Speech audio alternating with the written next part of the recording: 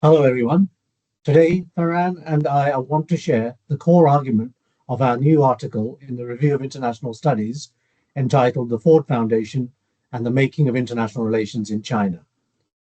Professor Shuhong Huo, who is our co-author on this article, was unavailable to contribute to this video, but has given her full support for Ferran and I to go ahead and record it. Now, most accounts of US-China relations are trapped in the old realist liberal binary, either inevitable conflict or inevitable peaceful interdependence. We say both are too simple because they suffer from methodological nationalism and ignore transnational actors. We offer instead an internationally informed Gramscian framework. We look at hegemony not just as dominance, but as a complex, contested, competitive, conflictual, and yet cooperative process, what Gramsci called a war of position fought in civil society, in ideas and knowledge institutions. Exactly. The Ford Foundation, a classic liberal American philanthropic actor, played a decades-long war of position to gradually shift Chinese elite thinking away from revolutionary Marxism, Leninism, and towards integration into the US-led liberal international order.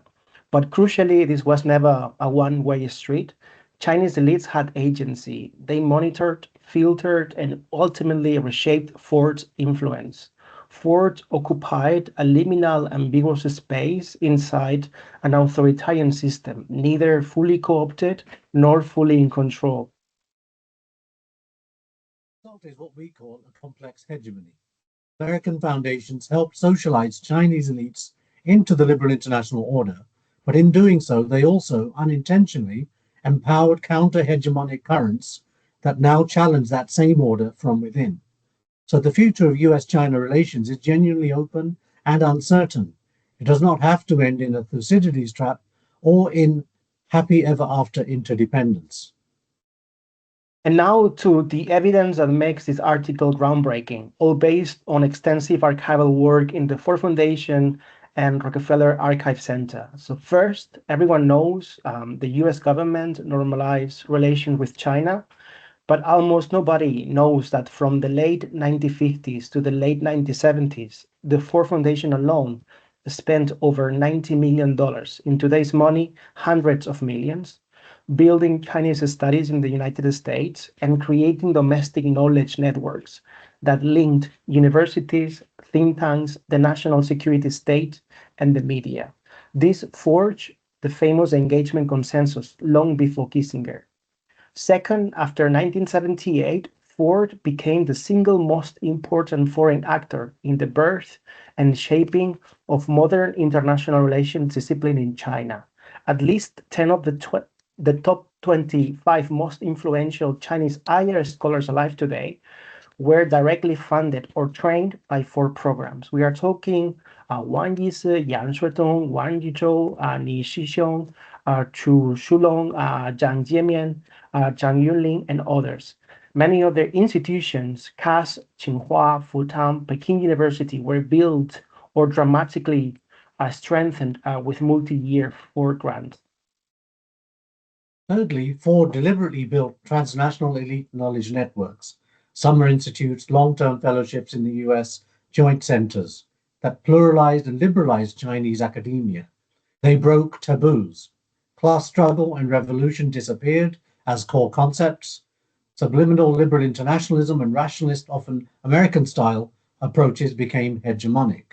The English school, once popular in China, was almost completely marginalized, a fact previous literature had noticed but never explained. We show it was a direct result of American Foundation network power. And fourth, these networks had concrete diplomatic effects.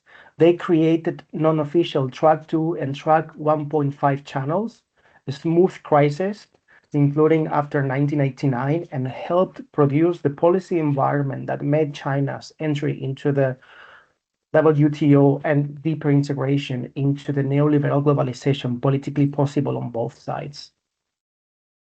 And finally, the twist that makes the story non-teleological, some of the very scholars involved by Ford, most famously Yuan Zhutong, are now among the sharpest critics of American moral authority and liberal hegemony.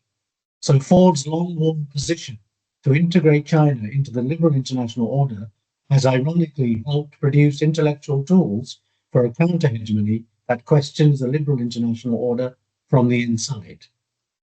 In short, without the Ford Foundation, Chinese IR would have professionalized more slowly, remained more Marxist, and been more sovereignty obsessed and less empirically oriented. And China's liberal internationalist wing would have been weaker, and today's transnational elite bridge would be far fewer. The relationship might have turned adversarial earlier and more decisively.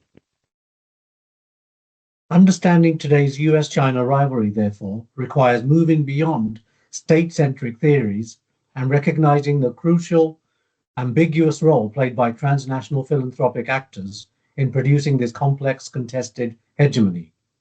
Thank you. The full article is now out in the Review of International Studies. We welcome your comments and suggestions at any point. Thank you.